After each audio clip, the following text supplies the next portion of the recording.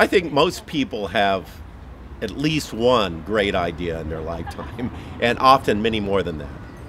But they don't act on these ideas. You know, they don't follow through on them. One thing that the Suicide Club and the Cacophony Society did was create a place, a social community where these things were encouraged. You were encouraged to act on your ideas, which doesn't happen most of the time.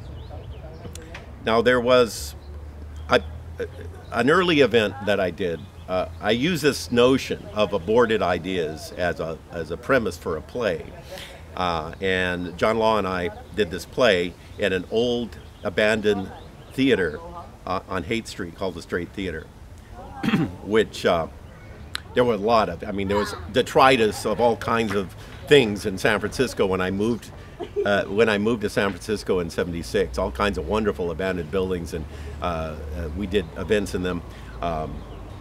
We never destroyed anything. That wasn't the idea, but we did like to sneak into them and explore. So the whole thing started out as, okay, we're going to sneak into the Straight Theater, and people were going to, just like we did with a lot of places. Except in this case, we had battery-powered lights go on, and people got into this old theater, and a play started. And the play was about aborted ideas. It was called Hamlet's Daughter. And the title was because Hamlet didn't have a daughter in the play, but Shakespeare might have tinkered with the idea of having a daughter in the play, but he threw it out and abandoned that idea. So it ends up as this rotting baby doll hanging from a cord on the stage set that we constructed from whatever we found in the theater.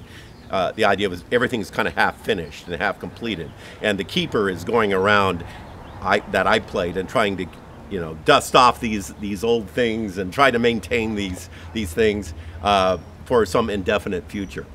And John played the infantry character who just wants to wipe the slate clean, who doesn't like old abandoned buildings, wants to knock them all down, start with new things, start with things that aren't cluttered and confused and complicated and full of old memories and all of that. So that was the basic drama in the play. And the conclusion of Hamlet's Daughter, the play, was that I was very tired taking care of all these aborted ideas, and I fell asleep, and John came in and draped me with a cloth and then shot me with a pistol, and his final words were, "Shakespeare would have wanted it this way." It was torn down not too long afterwards. The last play in the Straight Theater was Hamlet's Daughter. I could say more, but that's enough.